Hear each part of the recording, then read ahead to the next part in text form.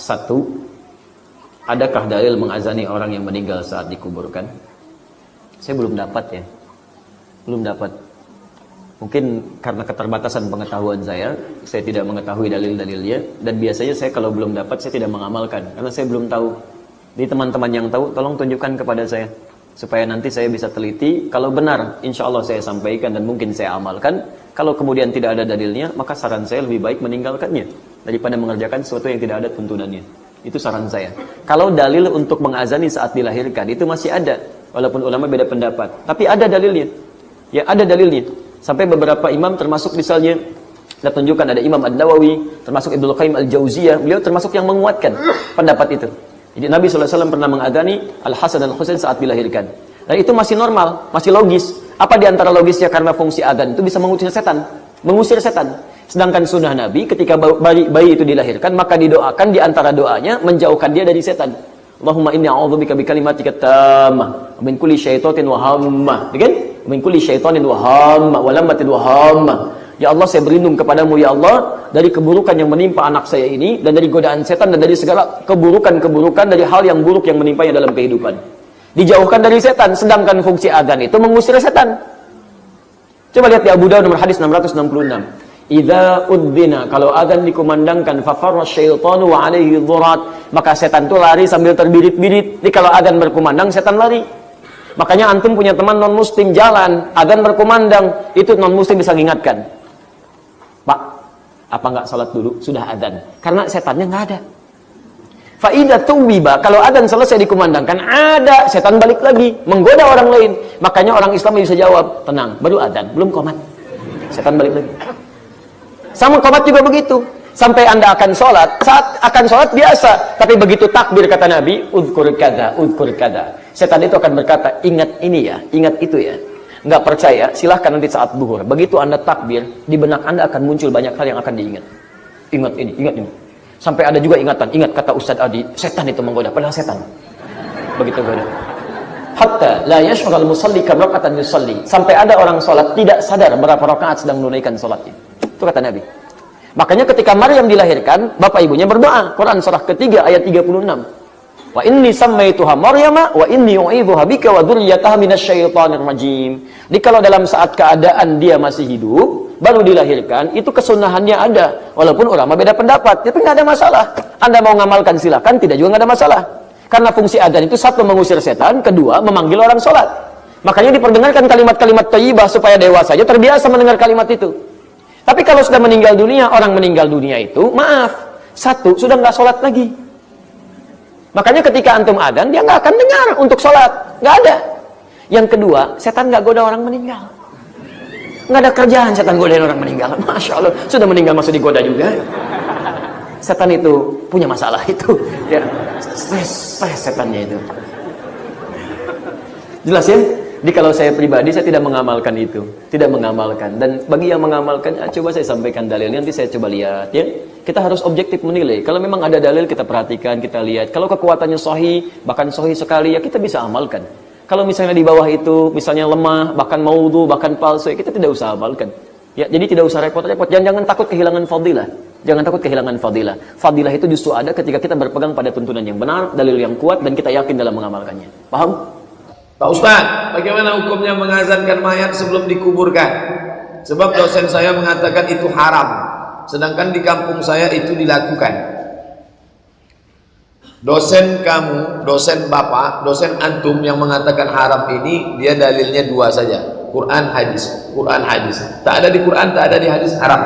Mana Qurannya? Mana hadisnya? Tak ada, itu haram. Sedangkan orang yang mengazankan mayat itu, saya tak berani mengharamkan. Saya buka balik kitab mazhab Syafi'i. Ini yang membuatnya siapa? Mazhab Syafi'i. Apa kitabnya? Buka kitab-kitab klasik, saya jumpai kata dia dalilnya qiyas. Quran, hadis, ijma', qiyas. Apa qiyasnya? Kalau lahirnya diazankan, maka matinya diazankan. Itu dalil mereka qiyas. Apakah Ustaz Abdul Somad nanti kalau mati kami azankan? Tak usah. Jadi kalau saya mati, tak usah azankan. Makcik saya meninggal, saya pas di samping kubur. Saya ada di situ. Abdul Somad, iya Pak. Kami azankan atau tidak? Tak usah azankan. Tapi saya tak menyalahkan orang yang mengazankan, karena dia ikut pendapat ulama. Ulama itu berpendapat berdasarkan dalil. Nah, ini tentang masalah bagaimana dalil suatu kaum, dan saya menghormati itu. Tapi kalau tak ada di hadis, tak ada ijma', tak ada qiyas, orang kita saja memandai-mandai, oh itu tak boleh, haram. Ini bukan yang memandai-mandai, ada dalam kitab mazhab Syafi'i, ijtihad ulama. Mengadani orang meninggal dunia, jawabnya adalah kita tidak usah bicara ulama di luar madhab kita Imam Syafi'i. Di dalam madhab Imam Syafi'i terjadi dua pendapat. Ibnu Hajar Al-Haytami, imam fikih kita yang sangat masyhur, kitabnya dipakai di negeri ini, Imam Ibnu Hajar Al-Haytami mengatakan bahwa tidak ada azan waktu mengkubur mayat. Tidak ada azan. Nah, ulama yang lainnya mengatakan ada azan. Yang mengatakan ada azan karena dikiaskan dengan waktu melahirkan. Sayyidina Rasul mengadani Sayyidina Hasan dan Husain waktu kelahirannya. Jadi waktu berpindah dari alam rahim ke alam dunia dikumandangkan kalimat takbir dan tahlil. Maka di saat berpindah dari alam dunia menuju alam barzah diadani. Jadi ini khilaf di antara ulama. Ini bukan urusannya orang madhab lain, bukan berarti yang mengingkari adzan langsung musuh kita, bukan. Sebab di dalam madhab kita Ibnu Hajar Al-Haytami itu gurunya yang punya Fathul Mu'in, yang pernah mendengar kitab Fathul Mu'in, mengatakan adzan tidak ada. Jadi ini sederhana, kalau Anda masuk kampung biasa diadzani, ada pendapat ulama yang diikuti, yang tidak adzan ya enggak apa-apa.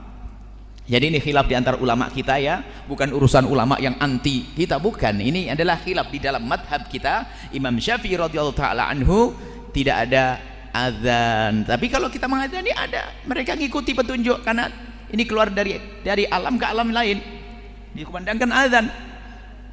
Jadi perbedaan apa ulama. Jadi Anda sebagai ustadz yang bijak, jika di sebuah kampung Anda adzan ya nggak apa-apa, ada ulama ini gitu. Kalau nggak ada adzan jangan langsung bilang wah ini sesat, nggak boleh begitu, karena ini adalah perbedaan ulama. Adzan. Apa hukumnya azan pada saat penguburan jenazah? Pertanyaan yang bagus ya. Kalau kita mau membahas azan, pertanyaan kecil, apakah azan itu diperintahkan juga selain sholat? Jawabannya iya. Kapan itu? Kita kembali kepada dalil yang sahih. Pertama, selain sholat 5 waktu, yang ada azannya juga itu dalam riwayat yang hasan disebutkan adalah pada saat kebakaran terjadi. Jadi pada saat kebakaran sedang terjadi, dianjurkan azan. Kemudian riwayat yang lain, dan ini masih khilaf di antara ulama, adalah azan di kupingnya anak bayi yang baru lahir. Kalau iqamah itu tidak ada, karena dhaif. Tidak ada iqamah di telinga kirinya, tapi kalau azan ini masih dihasankan riwayatnya oleh Ibnu Qayyim rahimahullah dalam buku beliau Tuhfatul Maulud. Jadi kalau azan dianjurkan pada saat di bayi itu. Pertanyaannya, adakah azan yang lain seperti di Indonesia dikerjakan kalau jenazah diturunkan ada azan di kuburan? Atau misalnya lagi ada pesawat yang goncang, biasanya ada orang yang azan. Atau sedang meruqyah orang yang kerasukan jin pakai azan. Semua ini tidak ada jemaah sekalian. Tidak pernah Nabi SAW dalam hadis satupun atau para sahabat azan di kuburan. Terlebih lagi saya pernah lihat dengan mata kepala saya, jenazah itu sengaja dibuka lagi kain kafannya supaya kupingnya kelihatan, baru dipanggil anaknya suruh azan di telinganya. Allah Subhanahu wa taala mengatakan dalam Al-Qur'an, innaka la tusmi'u man fil kubur. Engkau tidak akan pernah bisa memperdengarkan orang yang di kuburan. Tidak bisa dengar apa-apa orang mati itu. Tidak bisa dengar apa-apa. Jadi tidak pernah ada itu. Ya, tidak pernah ada anjuran untuk azan di kuburan. Ini butuh dalil yang jelas. Bahkan tadi Allah mengatakan kalian tidak akan pernah bisa memperdengarkan orang yang di kuburan. Tidak bisa sama sekali. Mereka tidak bisa dengar kita, kita nggak bisa dengar dia. Dalam hadis yang sahih juga kata Nabi SAW, bahwasanya azab kubur itu, cambukan malaikat kepada orang yang sedang disiksa di kubur, wa na'udzubillah, itu akan didengar oleh seluruh makhluknya Allah kecuali jin dan manusia. Mereka tidak dengar memang. Dan kalau mereka mendengarkan cambukan itu, mereka akan meninggal seketika. Ya, kita tidak bisa dengar memang apa yang ada di kuburan, dan orang mati tidak bisa dengar kita. Dan satu-satunya hadis Nabi SAW yang mengatakan orang mati atau ruh orang mati bisa mendengar, itu hanya pada saat ruhnya pertama kali dikembalikan ke kuburannya untuk ditanya mungkar dan nakir, dan Nabi batasi. Nabi SAW mengatakan mereka atau dia cuma bisa mendengar 3 langkah dari kuburan itu. Setelah itu dia tidak dengar lagi suara sendal mereka atau telapak kaki orang yang mengantarnya. Hanya itu saja. Setelah itu tidak ada didengar. Dalam hadis Bukhari juga dikatakan waktu Abu Jahal, ya, Umayyah bin Khalaf, pimpinan-pimpinan Quraisy terbunuh di perang Badar, lalu Nabi SAW menyuruh seluruh jenazah mereka dimasukkan ke dalam sebuah sumur. Lalu Nabi SAW bicara. Nabi SAW bicara. Nabi mengatakan, ya ma'syaral Quraisy, inni kat wajadtu ma wa'adani Rabbi, fahal wajadtum ma wa'adukum Rabbukum? Wahai orang-orang Quraisy yang sudah mati nih, sesungguhnya saya sudah dapat apa yang Tuhan saya janjikan dari kemenangan. Apakah kalian dapat kemenangan yang apakah kalian sudah dapat juga apa yang Allah ancamkan bagi kalian? Maksudnya azab. Lalu Umar datang, ya Rasulullah, bagaimana mereka bisa mendengar? Mereka sudah mati, nggak mungkin mendengar. Lalu Nabi SAW memberikan isyarat kepada Umar bahwasanya suara itu disampaikan kepada ruhnya mereka. Mereka bisa mendengar, hai Umar, tapi mereka tidak bisa menjawabmu, tidak bisa menjawabku, tapi mereka bisa mendengar karena diantar oleh Allah SWT suara tersebut. Tapi ini Allah SWT pakai perantara, yang artinya diantar kepada mereka. Sebagaimana juga dalam hadis Muslim dikatakan Nabi SAW bersabda, siapapun yang membacakan salawat untukku maka akan dihantarkan kepadaku. Jadi diantar kepada beliau di alam barzah sana, tapi kita tidak bisa memperdengarkan orang yang sudah mati. Jadi tidak ada azan jemaah sekalian di kuburan. Berbicara juga masalah kuburan dan jenazah ini, perlu diperhatikan bahwasanya sunnahnya kuburan itu pakai lahat. Sunnahnya pakai lahat. Apa itu lahat? Sebuah lubang setelah digari ke dalam, kemudian digari lagi ke dalamnya, kecil. Itu ukuran mungkin sekitar 0,5 meter atau kurang dari itu. Dan ukuran ke dalamnya itu juga cukup untuk masukkan jenazah, tergantung ukuran badannya. Dihadapkan kiblat, kemudian dimasukkan, kemudian ditutup dengan batu bata. Sunnahnya begitu, atau dengan gumpalan tanah yang keras. Itu di zaman Nabi SAW.